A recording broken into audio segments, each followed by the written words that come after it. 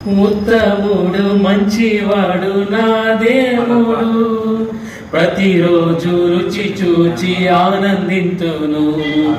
ఉత్తముడు మంచివాడు నా దేవుడు, ప్రతిరోజు రుచి చూచి ఆనందింతును. యథార్థముగా ఆరాధించెదను, యథార్థముగా ఆరాధించెదను. ఏ మేలు నాకు కొలువే చేయడు, ఏ మేలు నాకు కొలువే చేయడు. అవమానముందను నేను,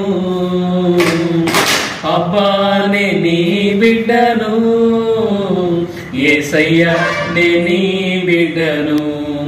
ఎన్నడు అవమానముందను నేను, అసలెన్నడు అవమానముందను నేను.